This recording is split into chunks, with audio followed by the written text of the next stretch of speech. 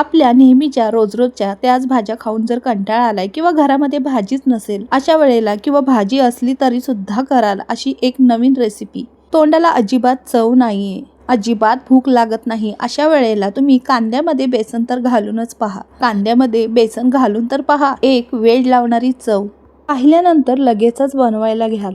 अगदी कमी साहित्यात, घरच्या साहित्यात 5 मिनिटात होणारी ही रेसिपी. यासाठी आपल्याला 1 वाटी बेसन लागणार आहे. तर 1 वाटी बेसन आपल्याला छान असं भाजून घ्यायचं आहे. तर 1 वाटी बेसन मी पॅनमध्ये मंद आचेवर 1 मिनिटभर खरपूस असं भाजून घेतलं. करपवायचं तर अजिबात नाही. बेसनचा रंग बदलेपर्यंत, खमंग वास येईपर्यंत आपल्याला फक्त 1 मिनिटभर मंद आचेवर भाजून घ्यायचं. थोडंसं बेसन भाजून घेतलं आणि त्यामध्ये आता 1 चमचाभर मी ते कस्तुरी मेथी घालत आहे. 1 चमचाभर कस्तुरी मेथी आवर्जून यामध्ये घाला. इतकी चव भारी लागते ना, की यापूर्वी तुम्ही कधीच अशी चव चाखली नसेल. 1 चमचा कस्तुरी मेथी घातली, त्यानंतर 1 चमचा बडीशेप पावडर घातलेली आहे आणि बेसन पिठासोबतच थोडंसं हलकंसं भाजून घेतलं. सगळ्या घरभर याचा सुवास दरवळत होता खमंग. त्यावेळेला मी गॅस बंद केला. आणि एक गोष्ट लक्षात ठेवा, अजिबात बेसन करपू देऊ नका, त्यामुळे या पदार्थाची चव बिघडू शकते. बेसन तर आपलं व्यवस्थित भाजून झालेलं आहे. आता आपल्याला याला थंड होऊन द्यायचं आहे. हलकंसं थंड झाल्यानंतर एका भांड्यामध्ये काढून घेतलं. पुढे काय करायचं ते मी सांगणारच आहे. त्याआधी तुम्ही ही रेसिपी कुठून पाहताय, कुठल्या शहरातून पाहताय ते नक्की कमेंट करून सांगा. आणि हो, रेसिपी आवडल्यास लाईक करा, सबस्क्राईब करा आणि रेसिपी तुमच्या मित्रमंडळींना शेअर करा. आणि त्याचबरोबर रेसिपी कुठल्या शहरातून पाहताय त्या शहराचं नाव मात्र कमेंटमध्ये नक्की सांगा, म्हणजे कसं मला तुमचे आभार मानता येतील. असो, आता बघा काय करायचं. बेसन आपण एका भांड्यामध्ये काढून घेतलं आहे ना. मगाशी आपण ज्या वाटीने बेसन घेतलं ना, त्याच वाटीने आपल्याला इथे पाणी घ्यायचं आहे. त्याचप्रमाणे 1 वाटी बेसनला 1 वाटी पाणी घेतलं आणि थोडं थोडं पाणी यामध्ये घालत हे सगळं मी मिक्स करून घेतलेलं आहे. आणि हो, पाणी जास्त वापरायचं नाही बरं का. पाणी 1 वाटी बेसनला 1 वाटीच घ्यायचं आहे. त्याचबरोबर याच्या अजिबात गुठळ्या होत नाहीत, कारण बेसन आपण छान असं भाजून घेतलं आहे. बेसनचा पूर्ण कच्चापणाही गेलेला आहे यात. बेसन भाजल्यामुळे अजिबात गुठळ्या होत नाही. जेवढं पाणी आहे तेवढं घालून हे सगळं असं मिक्स करून घ्यायचं आणि हे असं बाजूला ठेवून द्यायचं. आता काय करायचं, पॅनमध्ये 2 ते 2.5 पळी तेल घातलं. तेल तापल्यानंतर त्यामध्ये जिरं टाकायचं. जिरं छान फुलल्यानंतर त्यामध्ये 1 अर्धा इंच आल्याचे बारीक असे तुकडे करून टाकायचे आहेत. आलं तुमच्या आवडीप्रमाणे कमी जास्त करू शकता, पण आलं मात्र आवर्जून ठेचून किंवा बारीक तुकडे करून घाला. 5-6 लसणाच्या पाकळ्याही ठेचून यामध्ये घातलेल्या आहेत. 2 ते 3 बारीक चिरलेल्या मिरचीचे तुकडे यामध्ये घातलेले आहेत. मिरचीही तुम्ही तुमच्या आवडीप्रमाणे कमी जास्त करू शकता. मिरची, लसूण आणि आलं छान परतल्या गेल्यानंतर यामध्ये आपल्याला भरपूर असा कांदा, म्हणजे 2 मोठ्या आकाराचे कांदे बारीक चिरलेले यामध्ये घालायचे. मगाशी मी कांदा तुम्हाला दाखवला, तो चिरलेला यामध्ये सगळा घातला आणि कांदा आपल्याला एकदम मऊ होईपर्यंत परतवून घ्यायचं. जास्तही आपल्याला खरपूस असं परतवायचं नाही, फक्त कांदा मऊ झाला पाहिजे आणि त्याचा कच्चापणा गेला पाहिजे. लसूण आणि आलं खमंग खरपूस असं परतवून घेतलं आहे. त्यामुळे ना या पदार्थाची चव आणखीन वाढते. म्हणूनच आपण लसूण आणि आलं व्यवस्थित परतवून झाल्यानंतरच कांदा टाकायचा आहे. कांदा बघा आपलं व्यवस्थित परतवून झाल्यानंतर त्यामध्ये 1 मोठ्या आकाराचा टोमॅटो घेतला आहे. तो बारीक चिरून यामध्ये घातला. कांद्यासोबत आपल्याला टोमॅटोही मस्त असा परतवून घ्यायचा. कांदा टोमॅटो परतत असताना यामध्ये चवीनुसार मीठ घालायचं आहे. त्या पदार्थाच्या चवीनुसारच मी इथे 1 चमचाभर मीठ घालून घेतलेलं आहे. भाजी किंवा कोणताही पदार्थ असू देत, मी याच वेळेला मीठ घालते, कारण टोमॅटोही छान परतला जातो मिठामुळे. टोमॅटो छान असा विरघळला जातो, मऊ होतो आणि ह्या सगळ्या पदार्थामध्ये मस्त असा मिक्स होतो. म्हणूनच मी या क्षणी मीठ घालते आणि छान असं 1 मिनिटभर परतवून घेते. त्याचप्रमाणे इथे अर्धा चमचा हळदही घातली आहे आणि हे सगळं व्यवस्थित मी परतवून घेतलेलं आहे. हे सगळं एकजीव झाल्यानंतर यामध्ये आता 1.5 मोठे चमचे मी कांदा लसूण मसाला घातलेला आहे. हा कोल्हापुरी घरचा कांदा लसूण मसाला आहे. तुम्ही तुमच्या आवडीप्रमाणे तुमच्या घरचा कोणताही मसाला इथे घालू शकता. हे बघा 1.5 मोठे चमचे मी कांदा लसूण मसाला घातला. त्याचबरोबर इथे 1 चमचा होईल एवढा अंदाजानेच किचन किंग मसाला घातलेला आहे. मी एव्हरेस्टचा किचन किंग मसाला वापरते, त्याने खूप छान चव येते. तुम्ही तुमच्या आवडीचा कोणताही ब्रँडचा मसाला इथे वापरू शकता.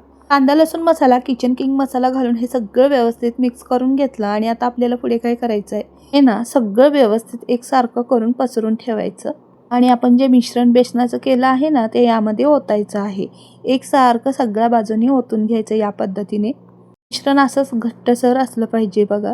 हे सगळ्या बाजूनी व्यवस्थित ओतून घेतलेलं आहे आणि आता आपल्याला मंद आचेवर झाकण ठेवून 1 वाफ काढून घ्यायची. व्हिडिओत दाखवल्याप्रमाणे सेम पद्धतीने करा. एक मस्त अशी वाफ काढून घेतली. छान असं खमंग बेसन होतं. बेसन तर आधीच आपण भाजून घेतलं होतं. त्याचप्रमाणे ह्या मिश्रणावर ओतून ना अशी वाफ काढून घ्यायची. छान असं वाफ बसल्यावर झाकण काढलं आणि आता हे ना अलगद असं मिक्स करत मोडून घ्यायचं आहे. थोडं एकत्र करत अशा पद्धतीने मिक्स करायचं. हा आगळा वेगळा झणझणीत पदार्थ यापूर्वी तुम्ही कधीच केला नसेल. याची चव इतकी भारी लागते ना. मी एकदा बनवलात ना नेहमीच याच पद्धतीने रोजच बनवाल.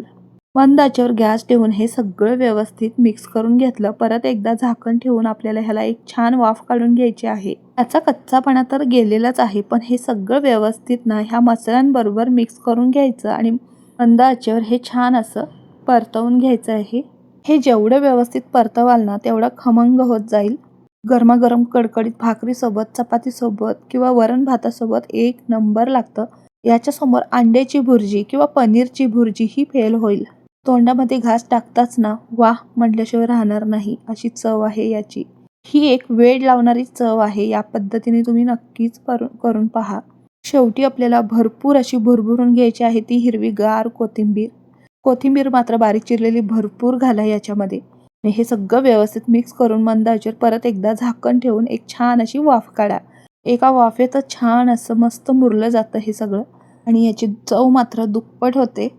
छान असं कुरकुरीत होईपर्यंत तुम्ही केलात तरी चालेल. जेवढं हे तुम्ही परतवाल ना त्याची चव आणखीन वाढत जाते. त्याचबरोबर भाकरीसोबत तुम्ही हा पदार्थ प्रवासातही नेऊ शकता. आतापर्यंत तुमच्या लक्षातही आलं असेल आपण आज काय बनवलं आहे. तर मंडळी ही बेसन भुर्जी आहे.